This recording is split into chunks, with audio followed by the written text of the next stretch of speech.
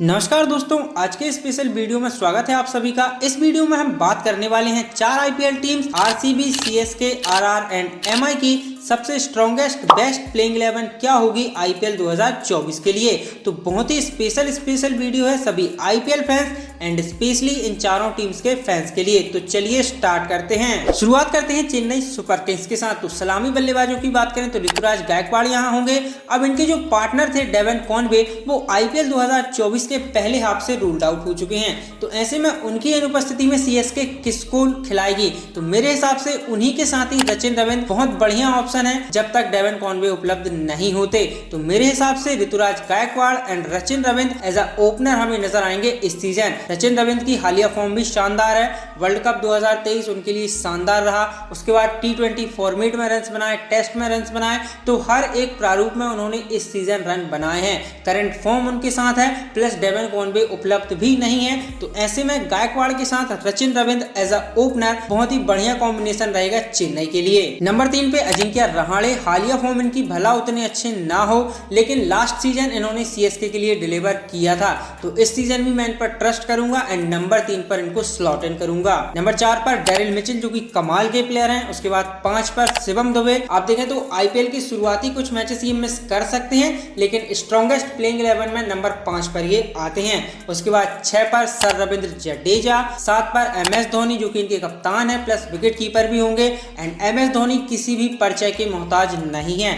Number 8 पर Lord Thakur जो एक बार फिर से हमें चेन्नई सुपर किंग्स की ओर से खेलते हुए दिखाई देंगे इस सीजन। नंबर 9 पर दीपक चहर। नंबर 10 पर महेश तीक्ष्णा जो कि इनके प्राइमरी स्पिनर भी होंगे। उसके बाद नंबर 11 पर मथीसा पथिराना या फिर मुस्तफिजुर रहमान। अब रिपोर्ट्स ये हैं कि मथीसा पथिराना शुरुआत के 1 या 2 मैचेस मिस कर सकते हैं, तो उस कंडीशन में आप मुस्तफिजुर रहमान के साथ जा सकते हैं। लेकिन जैसे ही पथिराना अवेलेबल हो, मुझे लगता है कि वो सीएसके की स्ट्रॉन्गेस्ट 11 में स्लॉट इन होते हैं, क्योंकि वो सीएसके के गन डेथ बॉलर हैं। इसके बाद इंपैक्ट प्लेयर के रूप में ये यूज कर सकते हैं। यदि इनको बल्लेबाज चाहिए तो ये समीर रिजवी की ओर जा सकते हैं एंड यदि इनको गेंदबाज चाहिए तो फिर तुषार देशपांडे या फिर मुकेश चौधरी की ओर ये देख सकते हैं। इसके बाद रजवाड़े ऑफ राजस्थान की बात करें तो इनके जो स्टार पेसर हैं प्रसिद्ध कृष्णा, वो आईपीएल 2024 से रूल्ड आउट हो चुके हैं एंड इनकी प्लेइंग 11 की यदि हम बात करें तो काफी स्ट्रेट फॉरवर्ड प्लेइंग 11 है। ओपनिंग पेयर में नजर आएंगे यशस्वी जायसवाल एंड जॉस बटलर। उसके बाद नंबर 3 पर होंगे इनके कप्तान संजू सैमसन।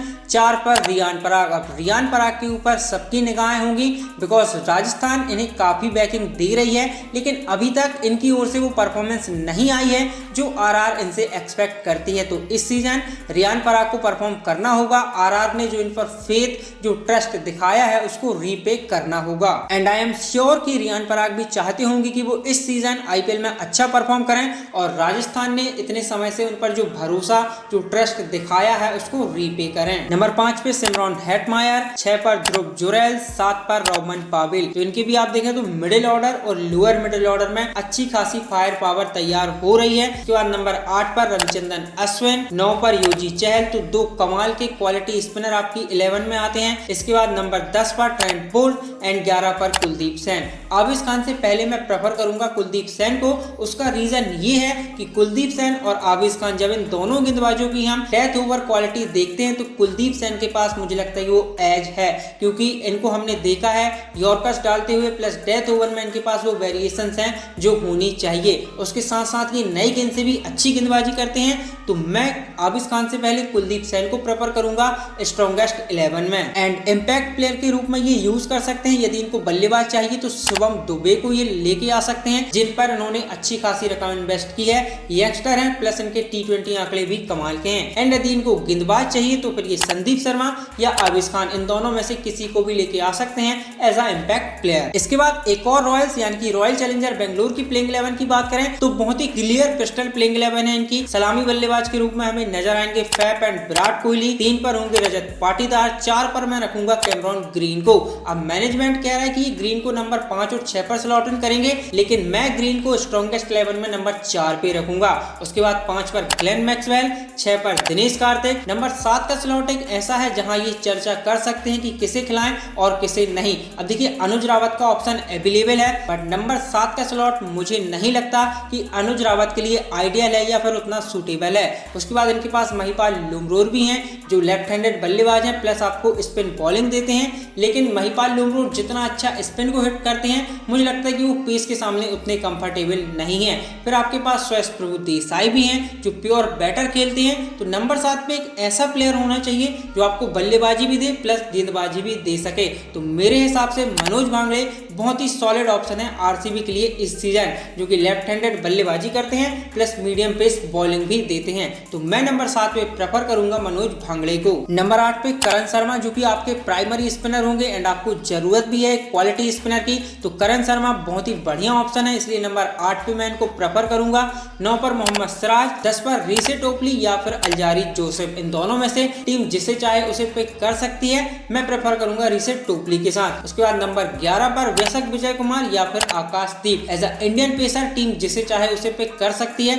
दोनों अच्छे गेंदबाज हैं जो बल्लेबाजी भी कर सकते हैं, प्लस दोनों का हालिया डोमेस्टिक सीजन काफी शानदार रहा है। तो वैशक या आकाश, इन दोनों में से टीम जिसे चाहे उसे पिक कर सकती है। इम्पैक्ट प्लेयर के रूप में ये यूज कर सकते हैं सौरभ चौहान को, जिनको इन्होंने बाय किया है। कमाल के लेफ्ट हैंडेड बल्लेबाज हैं, इनका T20 स्ट्राइक रेट 150 के करीब है। तो as a impact player RCB इनको बिल्कुल यूज कर सकती है, या फिर एज अ बैटर ये सुयश प्रभु देसाई को भी इम्पैक्ट प्लेयर के रूप में यूज कर सकते हैं। और यदि इनको गेंदबाज चाहिए तो स्पिनर में आप मयंक डागर की ओर जा सकते हैं एंड पेसर में आप यश दयाल की ओर भी जा सकते हैं। इसके बाद दुनिया हिला देने का दम रखने वाली एमआई पल्टन की बात करें तो सलामी बल्लेबाज के रूप में हमें नजर आएंगे रोहित शर्मा एंड ईशान किशन। नंबर 3 पर तिलक वर्मा, 4 पर सूर्य कुमार यादव। अब देखिए सूर्य कुमार यादव एमआई के लिए शुरुआत के कुछ मैचेस मिस कर सकते हैं, लेकिन स्ट्रॉन्गेस्ट 11 में सूर्य कुमार यादव नंबर 4 पे मैं उनको पिक करूंगा। नंबर 5 पर हार्दिक पांड्या, इनके न्यूली अपॉइंटेड कैप्टन। उसके बाद नंबर 6 पर टिम डेविड, 7 पर रोमारियो सेपर्ड। अब देखिए रोमारियो को मुंबई ट्रेड करके लेके आई है, तो ट्रेड करके यदि लेके आए हैं तो कहीं ना कहीं इनको लेके एमआई का कुछ प्लान होगा,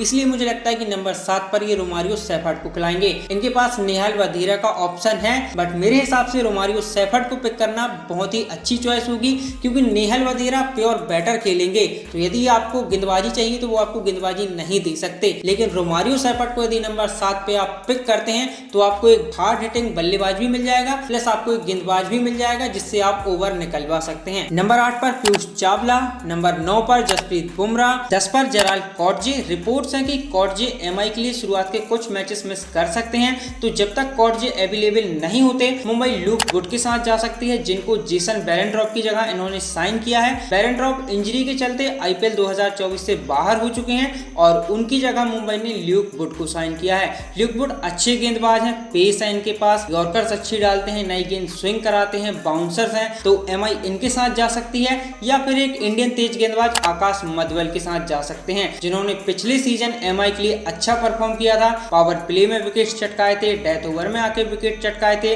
तो हर एक फेज में जहां एमआई ने उनको गेंद थमाई थी वहां उन्होंने एमआई के लिए विकेट चटकाए थे, तो उनके साथ एमआई जा सकती है। 11 पर नुवान तुषारा, अब इन्हीं के श्रीलंकाई साथी दिलशान मधुशंका से पहले मैं प्रेफर करूंगा नुवान तुषारा को। उसका रीजन ये है कि नुवान तुषारा कमाल के डेथ ओवर गेंदबाज हैं, इनके पास यॉर्कर्स कमाल की हैं, वेरिएशन कमाल की करते हैं, बाउंसर अच्छा है, तो इनके तर्कस में वो हर एक तीर है जो डेथ ओवर में एक गेंदबाज के पास होना चाहिए, इसलिए मैं इन्हें दिलशान मधुशंका से पहले प्रेफर करूंगा। और मेरी स्ट्रॉन्गेस्ट प्लेइंग 11 में ये पार्टनर करेंगे जसप्रीत बुमराह को डेथ ओवर्स में। इम्पैक्ट प्लेयर के रूप में ये एज अ बल्लेबाज नेहाल वधीरा को यूज कर सकते हैं, और यदि इनको स्पिनर चाहिए तो फिर श्रेयस गोपाल या कुमार कार्तिकेय, इन दोनों में से किसी को भी as a impact player use कर सकते हैं। तो ये रही guys RCB, CSK, MI and RR की सबसे स्ट्रॉन्गेस्ट बेस्ट प्लेइंग 11 आईपीएल 2024 के लिए। अब आप लोग कमेंट सेक्शन में बताइएगा कि इन चारों टीम्स में से किस टीम की प्लेइंग 11 सबसे ज्यादा मजबूत, सबसे ज्यादा स्ट्रॉन्ग नजर आ रही है आईपीएल 2024 के लिए। अपनी राय कमेंट सेक्शन में देना ना भूलें गाइस। बाकी आज के लिए इतना ही।